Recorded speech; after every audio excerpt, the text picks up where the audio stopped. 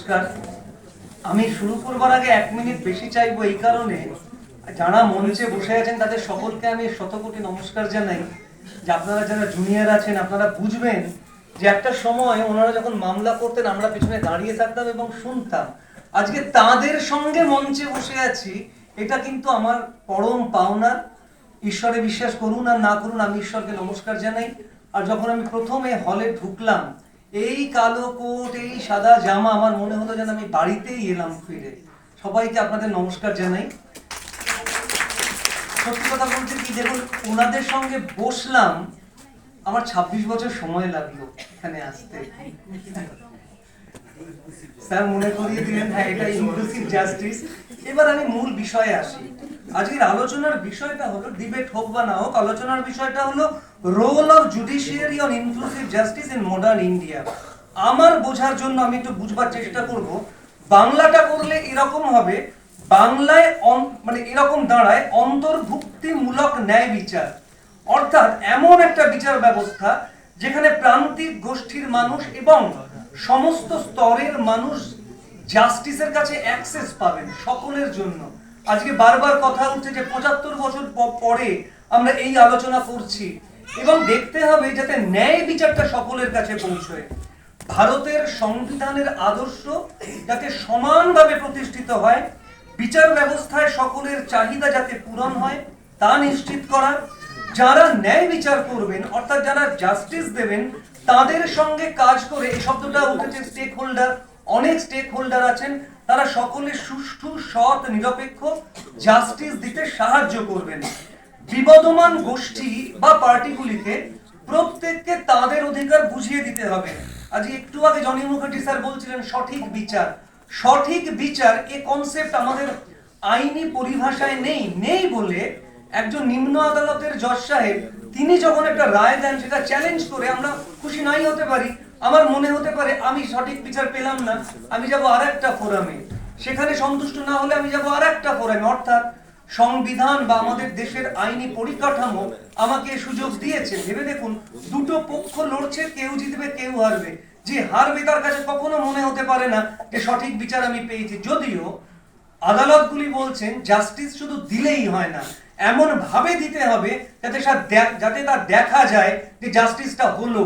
আর justice যখন ন্যায় বিচারটা কাউকে দেওয়া হবে, তখন ভিকটিম তিনি মনে করবেন আমি বিচার পেয়েছি, যিনি অভিযুক্ত তিনিও মনে করবেন আমি বিচার পেয়েছি, এবং স্টেট সাধারণ মানুষ তারাও মনে করবেন আমরা বিচার পেয়েছি।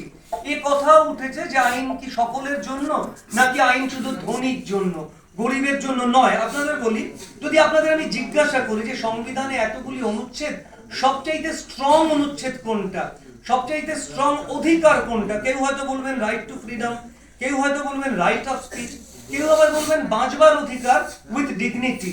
কিন্তু আমি বলবো 39-এর এই অনুচ্ছেদের মাধ্যমে যেখানে বলা আছে equal justice and free legal aid, তার অধীনে লিগাল সার্ভিসেস অথরিটি অ্যাক্ট 1987, যেখানে বলা হলো একজন মানুষকে যদি গ্রেফতার করে আনা হয়, একেবারে প্রোডাকশনের সময় থেকে তাকে কিন্তু আইনি সাহায্য দিতে হবে। তার জন্যই তৈরি হলো লিগাল এইডের বিভিন্ন সংস্থা।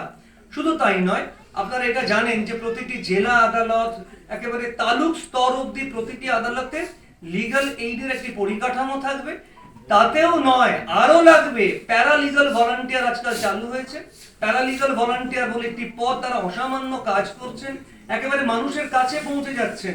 সুপ্রিম কোর্টের কথা যখন উঠলো, সুপ্রিম কোর্টে এ কথা বারবার উঠেছে, যেমন আজকে একজন স্যার বলছিলেন যে বড় বড় উকিলের কাছে যায় সাধারণ মানুষ, কিন্তু সুপ্রিম কোর্ট বলছেন যে আইন সকলের জন্য, আইনের চোখে ধনী দরিদ্র বলে আলাদা কিছু করা যাবে না, এবং যদি কোনো মানুষ আদালতে আসতে না পারে তাহলে প্রয়োজনে আদালত পৌঁছে যাবে তার কাছে। অর্থাৎ এত বড় কনসেপ্ট কিন্তু আমরা দেখতে শুরু করেছি। আরো কতগুলি কথা এসেছে। রাধাকান্ত মুখার্জি স্যার বললেন যে জাস্টিস ফর অল, অর্থাৎ জাস্টিস ফর অল ভাবা হচ্ছে, কিন্তু জাস্টিস কতটুকু পৌঁছচ্ছে এ প্রশ্ন উঠবে ইনক্লুসিভ জুডিশিয়ারির ক্ষেত্রে। আজকে প্রশ্ন উঠেছে, সালমান খানের কথা উঠেছে। শুধু তাই নয়, সালমান খানের কথা আপনারা বললেন, আর একটা কথা বলা হলো না পাঠক স্যার, যে সালমান খানের জন্য অনেক রাত অবধি আদালত খোলা ছিল, এবং অর্ডার না হাতে পেয়েও কিন্তু অ্যাপিল মুভ করা হয়েছিল এবং রায় পেয়ে গেছিল, সালমান খান গ্রেপ্তার হয়নি। এরকম ভুরি ভুরি আছে। হাইকোর্ট সন্ধ্যে 7টা অবধি খোলা ছিল। কিন্তু আমিও আপনাদের একটা উদাহরণ দেবো ইনক্লুসিভ জুডিশিয়ারির। আপনারা ভেবে দেখুন, ত্রিধারার সামনে থেকে 9টা ছেলেকে গ্রেপ্তার করে নেওয়া হলো।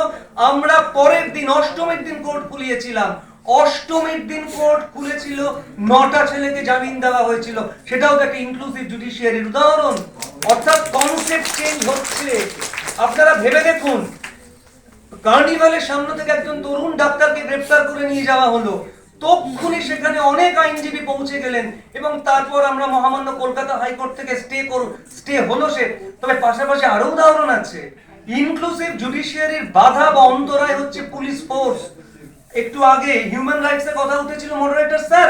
হিউম্যান রাইটস অনেক কষ্ট করে পাওয়া হয়েছিল, তা সত্ত্বেও ভারতীয় নাগরিক সুরক্ষা সংহিতাতে কেন পুলিশের হাতে তো ক্ষমতা দেওয়া হলো? হিউম্যান রাইটস অর্গানাইজেশনগুলি অনেক লড়াই করে হ্যান্ডকাফিং এবং কোমরে দড়ি তুলে দিয়েছিল, মনে আছে তো? ভারতীয় নাগরিক সুরক্ষা সংহিতাতে আবার ওই হ্যান্ডকাফিং আনা হয়েছে। কেউ প্রতিবাদ করেছেন? পার্লামেন্টে তো অতজন পার্লামেন্টেরিয়ান আপনারা যান, কেউ বলেছেন যে হ্যান্ডকাফিং চলবে না, এটা ইনক্লুসিভ জুডিশিয়ারির পরিপন্থী, ইনক্লুসিভ জুডিশিয়ারির বিরুদ্ধে যায়?